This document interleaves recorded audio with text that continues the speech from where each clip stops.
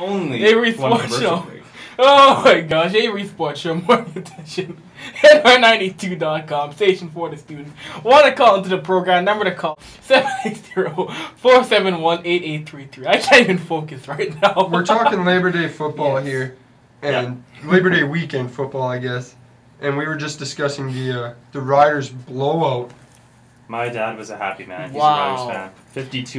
52-0. 52, my Hey, God. Winnipeg, did you dress up, or did you wake up, or what did you miss? Or, I It don't- looked like Winnipeg was playing, bring your kids to work day. Yes! This was an absolutely fundamentally crap team.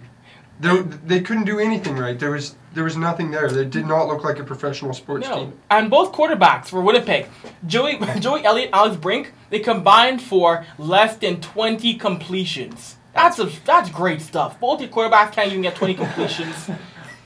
Well, I'm thinking, once they got rid of La Police, of course, that's the easiest move to do for Winnipeg. Let's get rid of the head coach. Oh, He's yeah. obviously the easiest person to blame. Well, Tim Burke isn't doing all that better, and all it's doing is just exploiting how bad the team really is That's just together. the story of the season here, though, right? I mean, a 2-7 record. Yeah.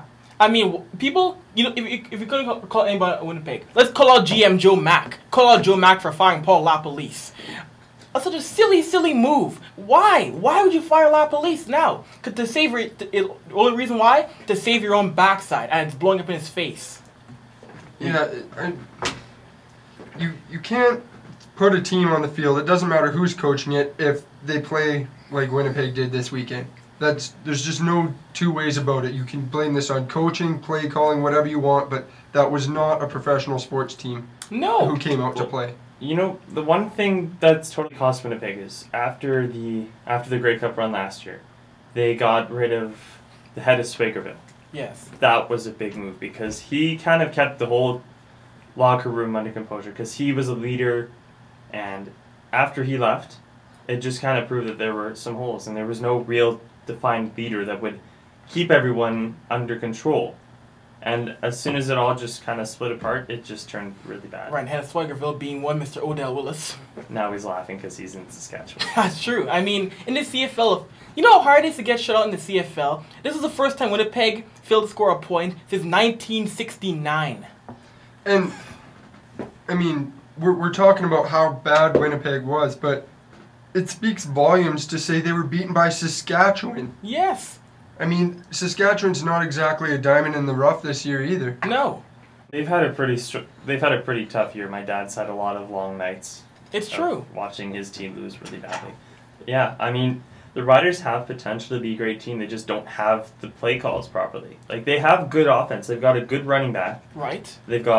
Obviously they have Darren Durant. He's a great quarterback. Who's not hurt, though. Well, he is now hurt, but he has been a good quarterback. And they do have a great receiving core. And their defense has been solid. What are they, 4th in sacks this season? Yeah, no, the defense has been fantastic. Their defense is what's saving them, which I find kind of funny. But it's just, I don't know if it's the offensive coordinator that's not calling the right plays, or if they're just not being executed properly, or something. I mean, it really is interesting now. If you look back, I mean, this game, I just find it funny how Durant's hurt, and Drew Willie comes in, and still puts up 20 more points. How do you know things are rough when Drew Willie can come in and put up 24 more points? Well, of course, the joke I had to make was, they set Willie free.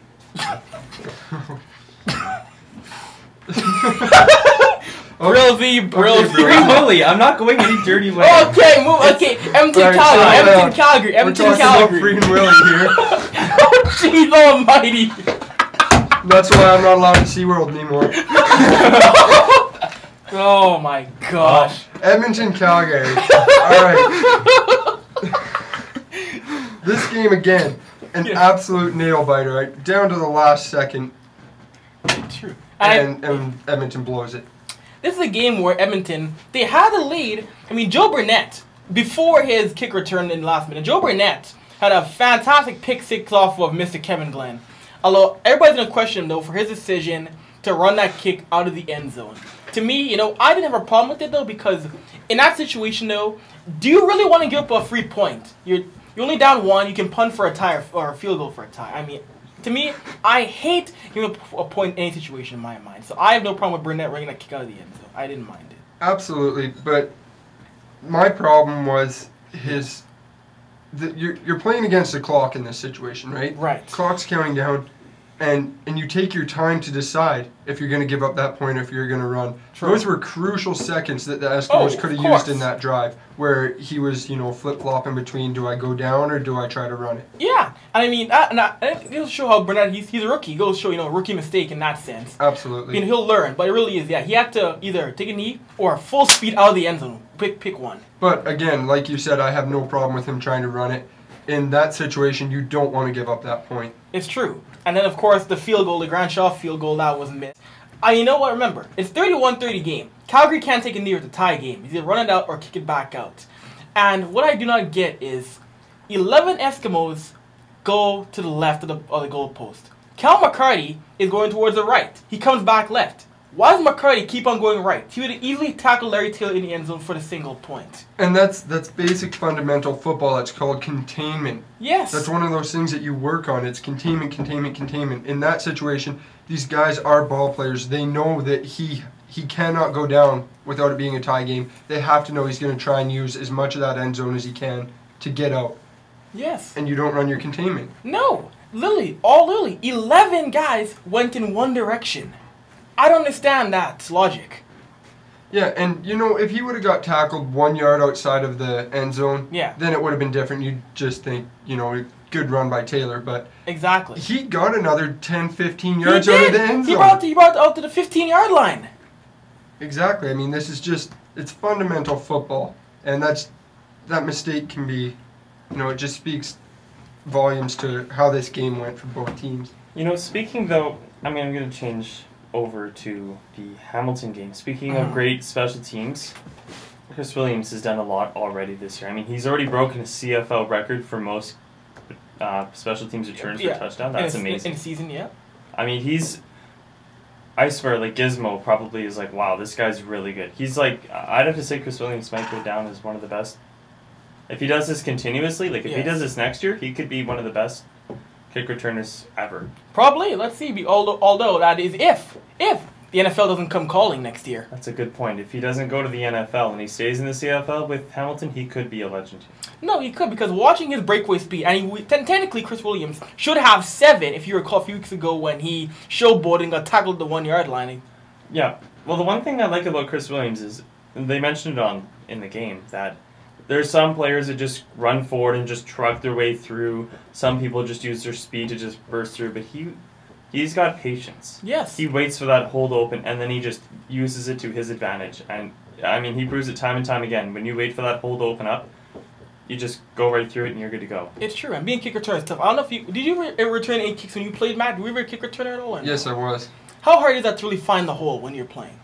That hole doesn't exist.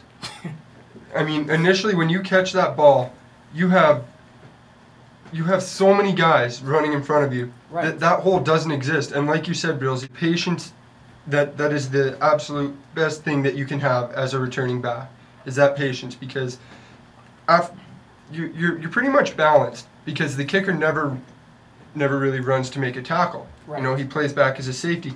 So you are playing man-to-man there, so eventually a hole will open.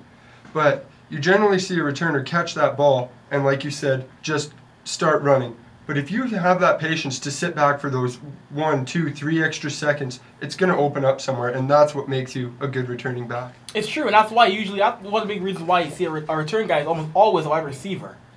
Because he has the ability to find those holes. Well, and you can't you can't give him all the credit, because you know what?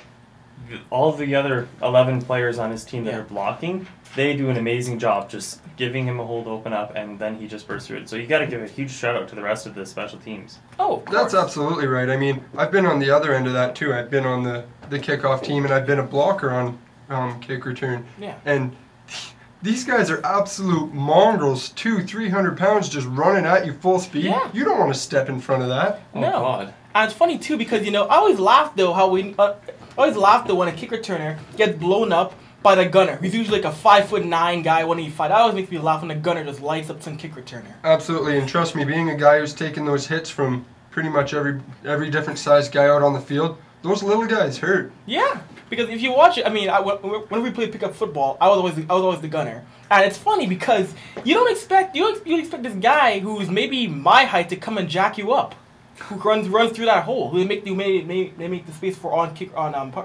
coverage. If John Cornish can totally level a huge 300-pound guy, then anyone could hit it. Like if you saw that yesterday, anybody could hit anybody. Yeah. Because that was a huge hit. It really is all about momentum in a sense. If you have enough momentum, I could knock Matt's head into Neptune. I'm serious in a sense. And you see that play with a crackback. Yeah. I mean, these are smallish guys, tall, lanky, skinny guys running at full speed and taking out D-line, taking out linebackers. It's true. Oh, yeah. And not knocking them over, but absolutely crunching, destroying these guys. Yeah.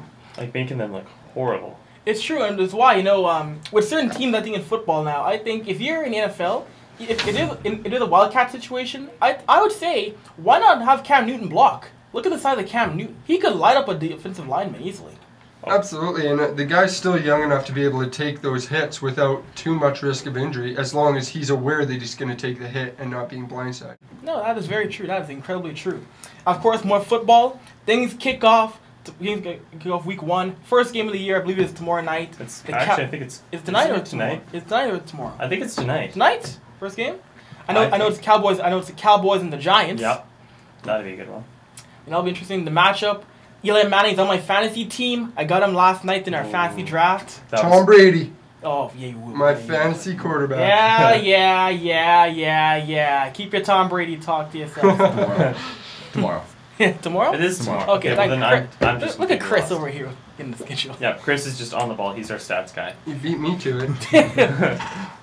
Fantastic stuff. Of course, we got this Giants and the Cowboys meeting. This is a matchup right now. New York, this is a team that, the defending Super Bowl champions, and I still think they're underrated bunch.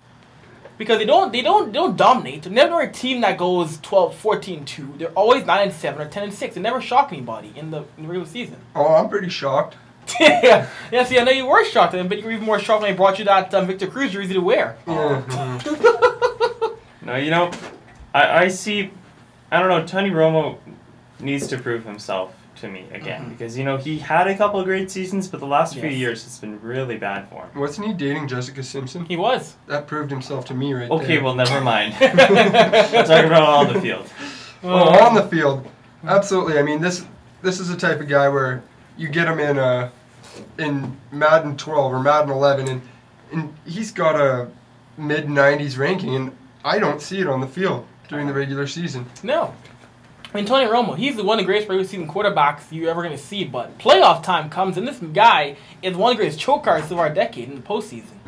And, I mean, you see that with every sport. The absolute pressure in the playoffs it's enough to make a guy crack. And I'm starting to think, and don't quote me on this here because I don't want it coming back on me, but I'm starting to think this might be Tom Brady in some situations. Really? Well, I mean, you get Tom Brady in those high-pressure games, and he's throwing interceptions, and he's just not playing, and there's drop passes. But during the regular season, this guy is a phenom. He is the label of the sport. He's synonymous with winning. Sure. But then you have games like the Super Bowl, and they just don't walk away, and there's nobody to really blame because it's two great teams clashing. But you do see it in some situations where the pressure can get to a guy. I don't know, because you mentioned, and it's maybe one of the few times I'm going to defend Brady. Shocking, Matt. Brady, he's got rings. I'm going to quote you on Brady's this. Brady's got rings, though. I'll admit, that's the difference. Brady has rings, though. Romo hasn't even got out of the divisional round. Yeah, absolutely. Yeah.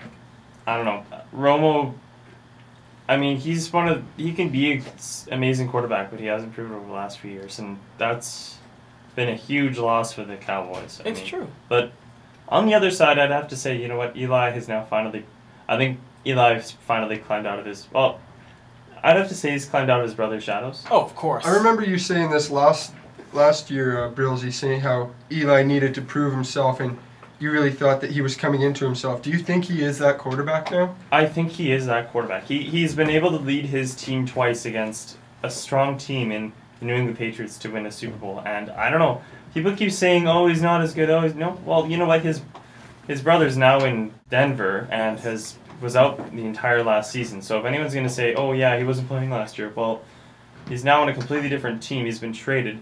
And I just see Eli finally stepping out of those footsteps. No, I definitely do agree. I mean, already, Eli, 2 Super Bowl titles. I mean, this is a guy, Eli Manning. It's funny because Eli originally, do you know who drafted Eli originally, Adam? Do you guys know? Who? San Diego Chargers. Really? In 2004. I guess who he was traded for on draft day. Who? Phillip Rivers. Well, that was a drop. Yes, the Giants traded it. It was a Manning-Rivers swap. So imagine if that didn't happen. We get a whole different NFL if that trade doesn't go down. Rivers for Manning on draft day. I don't even know what would happen. I mean, like, the Chargers would be well, I don't know if Manning would be able to thrive. Well, I mean, he could with San Diego, but maybe he couldn't. And he might drop down, and Phillip Rivers might be, pretty good. I mean, not saying that he isn't good now, but he isn't. I don't know, because the thing is, I don't know if Manning would have thrived, because Eli Manning, great quarterback, but the rest of San Diego, the San Diego Chargers are perpetually a bad team. I mean, not bad in the sense they make the playoffs, but they make the postseason 9-7, and they get stomped out in the divisional game by 20 points, or they go 7-9 the next year. They're either 7-9 or they're 9-7, and they lose in the divisional round or the wild card game. All the time with San Diego Chargers. I don't get it. The team where you're like, okay, you know, this could be never mind. This could be their not their year yet. No, I don't think. I think San Diego's gonna take a huge. They're gonna tumble like a fat guy chasing after an ice cream truck on a hot July morning. Okay. It's poetry, what you speak. I mean, you're painting a picture with know. your words. I'm Such imagining clarity. it right now. Anyway, folks, in the commercial break, we'll come right back. Avry Sports Show Edition, NR92.com, making fat guy falling jokes off ice cream trucks since 2011. Yeah, boy.